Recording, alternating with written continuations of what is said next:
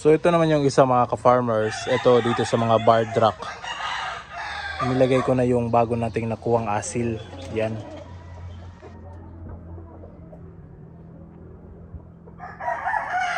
So yan yung bagong addition natin na asil. Napakalaki yung ama nito mga ka-farmers. At ito malaki ding na manok.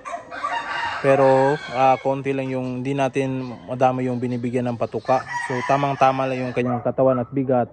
At dito ay paniguradong lalaki itong manok na ito. So yan yung mga babae niya oh. 2, 4, 6, 8. 8 piraso mga ka-farmers yung inahin na ilalagay natin sa rooster na ito. So yan oh. So ang breeding natin ay upgraded native na mga manok or pasisiyo. So dito naman na breeding pen, itong puti na asil natin, yan. So nung una, ito pa rin yung ginamit natin dito. So 11 yung inahin na nandito. Yan. So ang nandito is barred rock crosses ng white leghorn at saka itong mga black australorp na nakakross sa Rhode Island. Yan oh. So ito yung ipaparis natin na rooster sa kanya. Yan yung ating asil na puti. Barabas yung pangalan ng asil. So ito, agi-expect tayo mga 5 days from now. Tsaka tayo magkukolekta ng mga itlog. So yung breeding pen ko medyo wala na. Hindi na patag yung area dito mga ka-farmers. Pero ayos na rin yan. So bago ko nilagay yung rooster mga ka-farmers, sinabuyan ko muna ng mga abo. Para naman yung ma-disinfect dito. At the same time, kung kakain yung mga manok natin ng abo, ay yung kanilang katawan ay para na rin silang deworm. Pero pupurgahin pa rin natin ito mga ka-farmers. Alright, so punta naman tayo dun sa kabila. So ito naman yung asil dito mga ka-farmers. So yan naman ito. Anak ito ng isang puti na nandun sa kabila. So malaki na rin itong mga malaking manok din ito mga ka-farmers. So meron siyang babae dito na 6. Yan mga puti. So ang lalakas din nilang mangitlog. So sinabuyan ko rin ng abo pero baka bukas lalagyan ko ulit ng abo. Tapos i-deworm ko ito. Hindi ko na pinaliguan mga ka-farmers. Dahil yung panahon ay hindi naman parating umiinit. So mamaya na yung paligo pagkatapos ng breeding na ito. So magbubuhos lang tayo ng additional na mga abo para dyan. So malalaki yung mga itlog nito mga ka-farmers, yung nandito.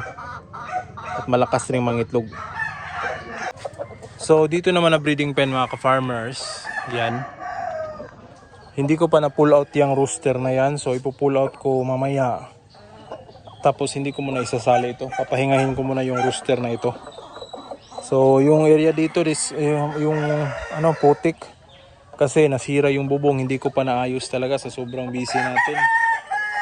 So yan. So hindi ko muna gagamitin ito. At dito naman, itong isa, itong Rhode Island, papalitan ko yan ng rooster. So papalit ko yung isa kong rooster na pula. Ang ilalagay ko dito. So yan kukunin at nangingitlog pa rin yan. Malakas din mangitlog itong mga barred rock mga ka-farmers. So maganda sana yung fertility nitong rooster na ito. So meron ako mga sisiw na nito. Pero ipo-pull out ko muna dahil hindi naman heritage yung i-breed muna natin.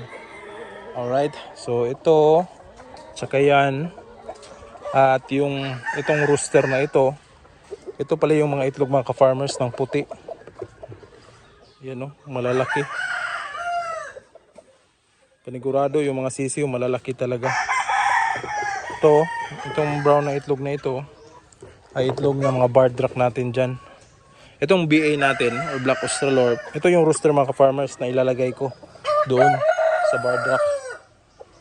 Ito namang BA natin, wala na to. Matagal nang nakasalang dito. Ayan o. Although mayroon pang nangingitlog mga ka-farmers sa mga BA natin, Pero yung rooster na yan, walang similya yung mga wala nang similya, medyo matanda na kasi. So ipo-pull out natin yan at papalitan din yung rooster. Itong white leghorn natin, ito yung mga matatandang white leghorn. So yun, ginawan ko ng pugaran. Doon na rin sila mangingitlog. So nung una nandun kasi sa lupa, sasabuyan ko pa rin ito ng abo. So di ko pa, yung rooster dito ay tinanggal ko dahil pinagpahinga natin. So itong mga inahin na ito nag-molting o naglugon at ngayon unti-unti nang bumabalik. So nangingitlog na rin sila, kanina 4 yung itlog na kuha ko. So next week baka natin isasalang na yung mga rooster. At ito yung mga bago nating mga palahi. Malalaki na rin yung mga itlog nila mga ka-farmers, regular size na, large na yung mga itlog nila. 10 yata ito, 2, 4, 6, 8, 10, 10 nahin, yan yung mga itlog nila. O, kukunin natin. So dito lang ito sa lupa kasi di ko pa ito gawan. So yan o, malalaki na yung itlog nila at pwede na natin itong i-breeding talaga. Alright, so yan sila o. So ito naman sa kabila, meron tayong mga itim at saka barred rock at saka itong mga abuhin. So medyo madami-dami itong nandito, siguro 16 yata to. Pero yung iba dito kukunin natin, meron kasing mga maliliit. Yan, kadyan. Kukunin natin yan at saka yung upgraded na isa. So yung iba dito ay gagamitin natin sa breed at nangingitlog na rin sila. So yan sila oh. So merong mga itlog yun, nangingitlog na, wala pang pugaran. So gagawa pa ako, kagaya ng ginawa ko dito ng pugaran. Yan oh.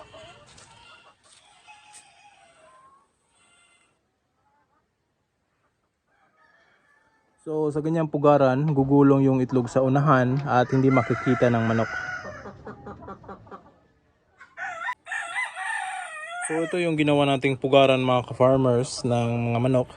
So mga ritaso lang ito or mga scrap na plywood na natira galing sa pinagawa natin na incubator.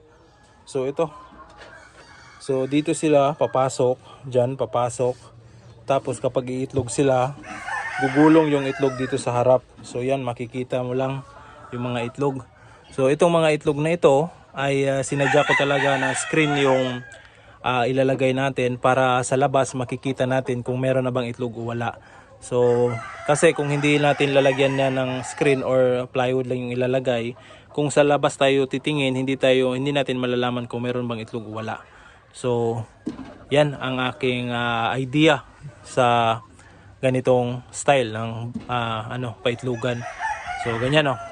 So dito naman bubuksan lang natin to. At saka kukunin yung itlog, harvest, tapos isasara.